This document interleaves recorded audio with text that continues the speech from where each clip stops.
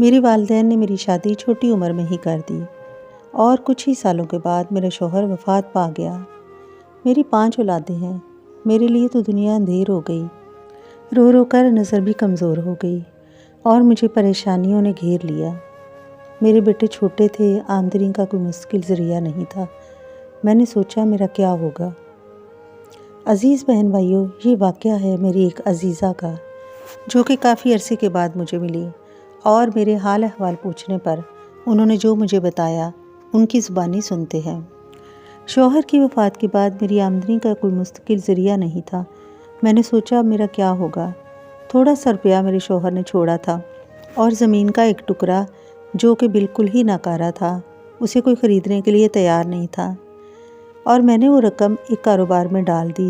یوں بہت مشکل سے گزر بسر ہونے لگی۔ ایک روز میں اپنے کمرے میں بیٹھی تھی کہ میں نے ریڈیو کھولا۔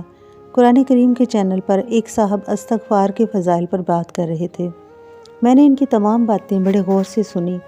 اس سے پہلے میں نے استغفار کے بارے میں کبھی نہیں سنا تھا اور نہ ہی کبھی غور کیا تھا کہ استغفار بھی کوئی ایسا کلمہ ہے جس کو پڑھنا چاہیے۔ جب میں نے ان کی باتیں غور سے سنی تو استغفار کو ورد زبان کر لیا اور اپنے بچوں سے بھی کہا کہ بکثرت استغفار کرو۔ ابھی 6 مہینے نہیں گزرے تھے کہ ہماری پرانی زمین، جس کو بیچنے کے لیے میں نے بہت تگ و دو کی تھی، اس کے قریب ہی ایک تعمیراتی منصوبہ کسی کمپنی نے شروع کیا اور وہ زمین ہم سے مانگ لی۔ ہمارا ان سے معاہدہ ہو گیا، جس کے عوض مجھے انہوں نے لاکھوں روپے دیے۔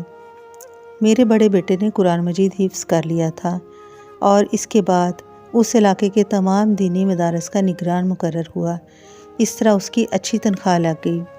یوں وہ بلند معاشرتی مقام پر فائز ہو گیا اور ہمارے گھر میں خوشحالی بھی آ گئی۔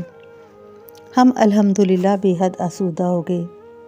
اللہ تعالیٰ نے باقی تمام بچوں کو بھی سیدھے راستے پر چلایا اور سب اپنا اپنا کردار اچھے طریقے سے نبھا رہے ہیں۔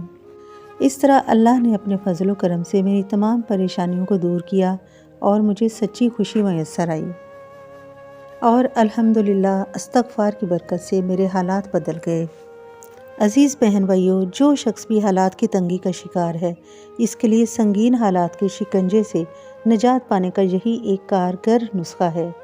نبی کریم صلی اللہ علیہ وآلہ وسلم نے فرمایا، جو آدمی کثرت سے استغفار کرتا ہے، اللہ تعالیٰ اس کے لیے ہر رنج سے راحت اور ہر تنگی سے نکلنے کی راہ پیدا کرتا ہے اور اسے وہاں سے رزق دیتا ہے جہاں سے اس کا گمان بھی نہیں ہوتا۔ یوں وہ شخص جو اپنے آپ سے اکتا گیا ہے اور وہ پریشانی کے باعث تنگ دستی کا شکار ہے، تنگ دلی کا شکار ہے، استغفار اس کی مایوسی اور پریشانی دور کر کے اسے نئی زندگی عطا کرتا ہے اور فراخ دلی سے آشنا کرتا ہے۔ وہ بے اولاد شخص جو اولاد کی تمنا کرتا ہے، استغفار کرنے سے اسے اولاد ملتی ہے۔ وہ مریض جو کسی دیرینہ بیماری کا شکار ہے اور زندگی سے مایوس ہو گیا ہے، استغفار اس کے لیے شفا یابی اور تندرستی کا پیغام لاتا ہے۔ ان تمام پریشان حال افراد کے دکھ درد کا درماں ہے استغفار۔ نبی کریم صلی اللہ علیہ وآلہ وسلم کا فرمان ہے، اس شخص کے لیے سعادت ہے جو اپنے اعمال نامے میں بہت استغفار پاتا ہے۔ اللہ تعالیٰ سے دعا ہے کہ اللہ تعالیٰ ہمیں زیادہ سے زیادہ سچی اور خالص توبہ کرنے کی توفیق عطا فرمائے اور اس توبہ کو قبول فرما کر ہمارے ساتھ آسانی اور رحم کا معاملہ فرمائے۔